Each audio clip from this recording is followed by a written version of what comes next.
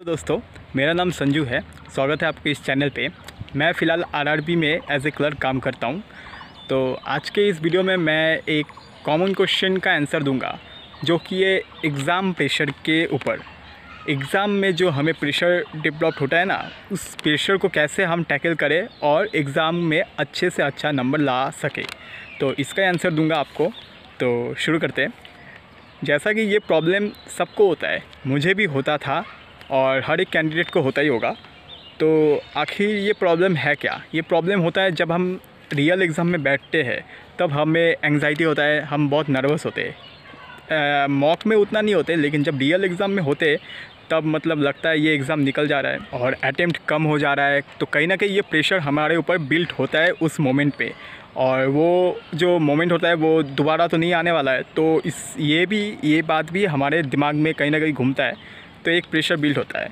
तो मैंने स्टूडेंट्स को 3 भाग में डिवाइड किया है, जैसे कि किस तरह के स्टूडेंट्स होते हैं।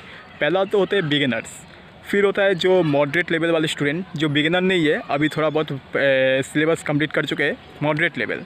और इसके बाद आता है हाई लेवल, जो अब एडवांस लेवल पे पहुंच चुके हैं। तो इन तीनों के बारे में मैं डिस्कस करता हूँ। बिगिनर्स स्टूडेंट्स के बारे में अगर बात करें तो उनको जो मतलब एंग्जाइटी होता है, प्रेशर होता है, ये बात लेके कि उनका ये फर्स्ट एग्ज़ाम है, तो उनको लगता है पता नहीं किस तरह का एग्ज़ाम आएगा, इतना खतरनाक एग्ज़ाम दिखने को मिल रहा है। तो ये कहीं ना कहीं उनको ऊपर एक प्रेशर बनाता है। लेकिन जो मॉडरेट स्टूडेंट्स होते हैं उनके लिए पेपर सरप्राइजिंग नहीं रहता है, बिगिनर्स के लिए सरप्राइजिंग रहता है। लेकिन मॉडरेट जो हो जाते हैं स्टूडेंट, मीडियम वाले, उनको पेपर अब सरप्राइजिंग नहीं लगता। लेकिन उनका जो इशू होता है वो स्पीड को लेके इशू होता है, फिर पजल या फिर डीआई में वो स्टक हो जाते हैं। और अगर एक बार आप स्टक हो गए तो कहीं ना कहीं ये पूरा पेपर पे आपका इफ़ेक्ट करता है, और फिर आप नर्वस होते हो और आपका अटेम्प्ट कमता है। ओके। लेकिन जो high level advance level student होते हैं, उन्होंने मतलब बहुत टाइम दे दिया होता है बैंकिंग में, पढ़ाई में अपना, और अब मतलब वो एडवांस लेवल पे पहुंच चुके होते हैं। लेकिन उनके ऊपर जो ये प्रेशर काम करता है ना, वो मतलब उनका अब एज ज़्यादा हो चुका है। शायद ये आखिरी बार उनका अटेम्प्ट है या फिर सेकेंड लास्ट टाइम अटेम्प्ट है, इस बार नहीं निकला तो वो क्या करेंगे, एज हो गया है, घर पे मतलब इनकम नहीं है। ये प्रेशर बहुत ख़तरनाक प्रेशर है, और ये एग्ज़ाम में ये प्रेशर काम करता है कि इस बार उनका प्रीलिम्स भी ख़राब हो जा रहा है, मेंस तक पहुंच भी पाएंगे कि नहीं, ये आखिरी एग्ज़ाम होने वाला है। तो ये प्रेशर उन पर काम करता है। तो हर तरह का प्रेशर होता है, कैसे टैकल करें इनको आखिर? तो इनके लिए भी ना वो कॉमन सोल्यूशन ही है practice makes a man perfect, जो बोलता है ना, वही चीज़ है। हम ये तो प्रैक्टिस कर लेते, सवालों के प्रैक्टिस कर लेते, मैथ का प्रैक्टिस करते, इंग्लिश करते, रीजनिंग करते, लेकिन मॉक में अपना नर्वसनेस होना, एंग्जाइटी को कैसे कंट्रोल करें, इसका प्रैक्टिस नहीं करते, इस पर ध्यान नहीं देते। ओके, मतलब मैं कहने की कोशिश कर रहा हूँ कि हम इस चीज़ को इग्नोर कर देते हैं कि हमें अपने नर्वसनेस को भी कैसे कंट्रोल में लाना है, और सिर्फ पढ़ाई कर जाते हैं। तो सिलेबस तो आपका कंप्लीट हो जाता है, लेकिन एग्ज़ाम में जाके आप जो प्रेशर है उसको कंट्रोल करना नहीं सीख सकते हो। तो इसको भी आपको मॉक में ही सीखना होगा। तो बिगिनर्स के लिए क्या बताऊँ, आप पहली बार आ रहे हो, एग्ज़ाम दे रहे हो, एक ना थोड़ा आपका प्रेशर क्रिएट होगा। बिगिनर्स के लिए मतलब आदत आपको डालना होगा, उसके बाद ही आपको सोल्यूशन मिल सकता है। लेकिन जो मॉडरेट लेवल वाले स्टूडेंट है और जो हाई लेवल वाले स्टूडेंट है, उनके लिए जो सोल्यूशन है या फिर जो बेस्ट सोल्यूशन हो सकता है, वो है आप कोशिश करना क्वेश्चंस को स्किप करने के लिए।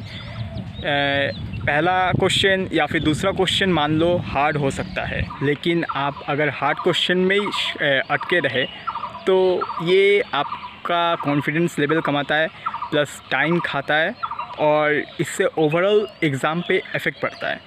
तो दिल पे मत लेना। अगर कोई भी क्वेश्चन थोड़ा सा भी मतलब डाउट लग रहा है, तो उसी वक्त उसे मार्क करके छोड़ो और आगे बढ़ो।